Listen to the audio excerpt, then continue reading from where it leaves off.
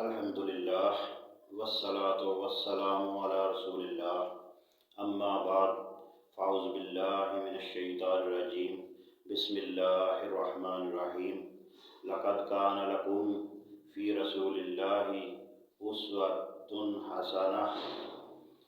यकीनन तुम्हारे लिए रसूलुल्लाह सल्लल्लाहु अलैहि वसल्लम की ज़िंदगी में बेहतरीन नमूना है।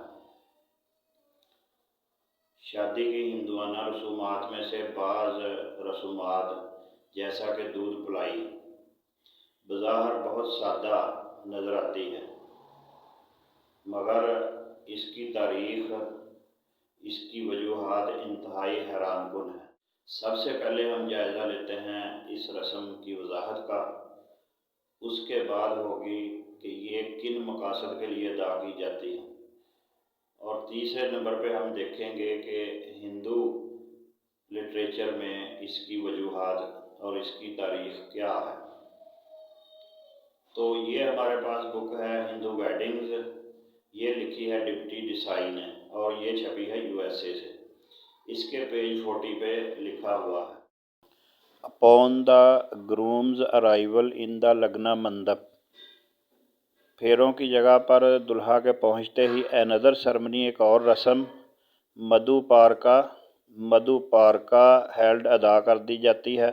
The grooms feet are washed, दुल्हा के पाँव धुलवाए जाते हैं। And he is fed honey and milk, और उसे पिलाया जाता है शहद मिला हुआ दूध। आफ्टर ही सिट डाउन, जब वो नीचे बैठे। और ये साथ तस्वीर भी दी गई।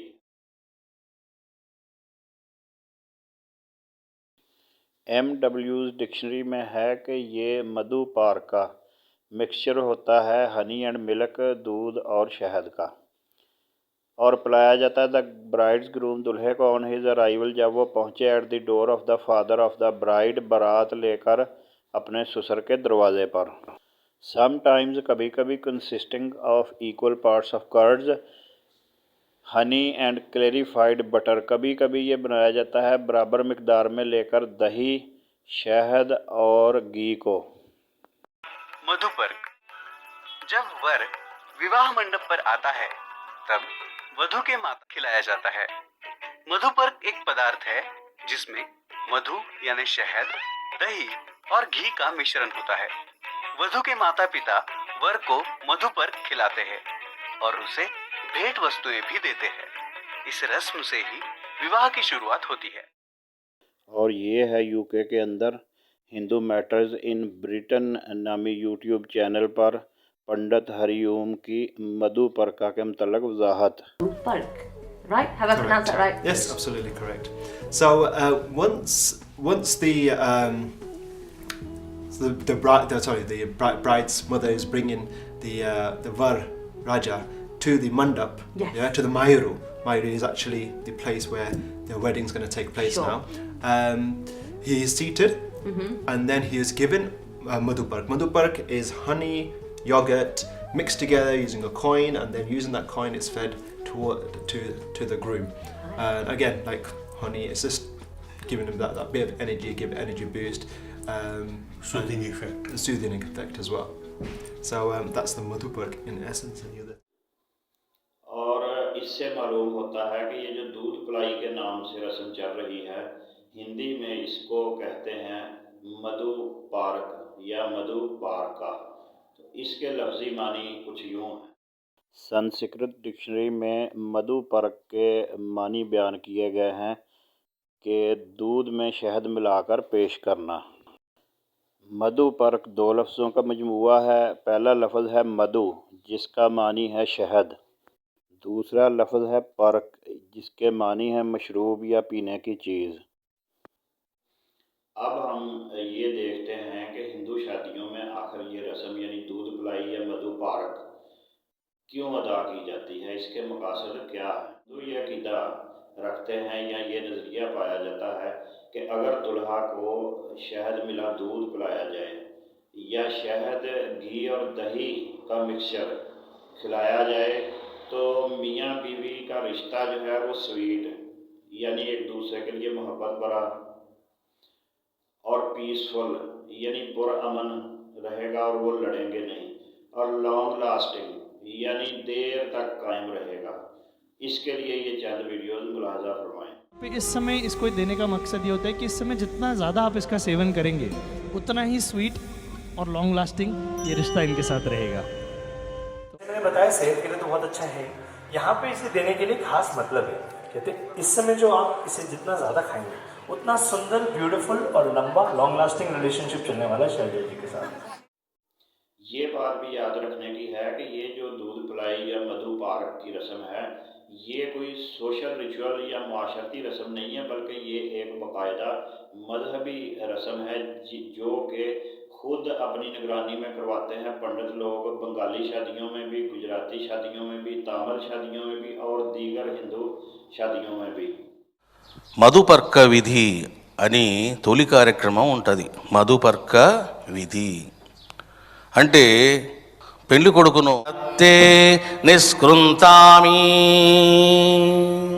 ఇప్పుడు ఒక పళ్ళెం తీసుకోండి, నేను చిలకరించండి అన్నప్పుడు సేమ్ ఇదే ముద్రలో ఉంటూ మధుపార్కో మధుపార్కో మధుపార్క మధుపార్కం ప్రతిగృహతాం మధుపార్కం ప్రతిగృహతాం। सर इसे अगेन लेफ्ट हैंड में रखेंगे, राइट हैंड से स्पून से मिक्स कर लीजिए दही, घी और शहद। अब आइए इस हकीकत की तरफ कि हिंदू शादियों पर अदा की जाने वाली ये मधु पार्क की रस्म या दूध पिलाई की रस्म हिंदुओं में कहाँ से आई। तो इसके लिए हमें हिंदू लिटरेचर में एक वाक़या मिलता है कि लॉर्ड विष्णु ने अपने दाएं हाथ से पैदा किया मधु पार्क को। तो वो था एक इंसान की शक्ल में। उसने सवाल किया कि मुझे क्यों पैदा किया गया, मेरा क्या नाम है और मैं किस लिए पैदा किया गया हूँ। तो लॉर्ड विष्णु ने उसे बताया कि तुम्हारा नाम मधु पार्क है और तुम्हारे 3 हिस्से हैं, एक दूध, शहद और घी।